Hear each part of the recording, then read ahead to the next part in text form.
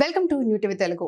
National Herald money laundering కేసులో కాంగ్రెస్ అగ్రనేతలు సోనియా గాంధీ, రాహుల్ గాంధీలకు ఢిల్లీ కోర్టు నోటీసులు జారీ చేసింది.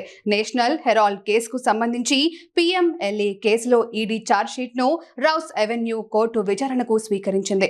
ఛార్జ్ షీట్ కు సంబంధించిన కేసును విచారించడానికి నిందితులైన సోనియా గాంధీ, రాహుల్ గాంధీ సహా ఇతర నిందితులు కోర్టుకు హాజరు కావాలని కోర్టు ఆదేశించింది. ఈ మేరకు తదుపరి విచారణను ఈ నెల 8వ తేదీకి కోర్టు వాయిదా వేసింది. నేషనల్ హెరాల్డ్ కేసులో ఎన్ఫోర్స్మెంట్ డైరెక్టరేట్ 2025 ఏప్రిల్ 9న మనీ లాండరింగ్ నిరోధక చట్టంలోని సెక్షన్లు 3 మరియు 4 కింద ఛార్జీ షీట్ దాఖలు చేసింది. ఈ కేసులో సోనియా గాంధీని A1గా, రాహుల్ గాంధీని A2గా ఈడీ చేర్చింది. కాంగ్రెస్ నాయకులు కూడా నిందితులుగా ఉన్నారు.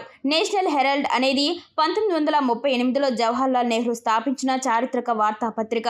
యంగ్ ఇండియన్ లిమిటెడ్ ద్వారా AJLకు చెందిన 2000 కోట్ల రూపాయల విలువైన ఆస్తులను కేవలం 50 లక్షల రూపాయలకు సోనియా, రాహుల్ గాంధీ కొనుగోలు చేశారని ఈడీ అభియోగాలు మోపింది. YILలో రాహుల్కు 38%, సోనియాకు 38% షేర్లు ఉన్నాయి. AJLకు చెందిన 99% షేర్లను యంగ్ ఇండియన్ లిమిటెడ్కు బదిలీ చేశారు. ఈ లావాదేవీ మనీ లాండరింగ్లో భాగమన్నది ఈడీ ప్రధాన ఆరోపణ.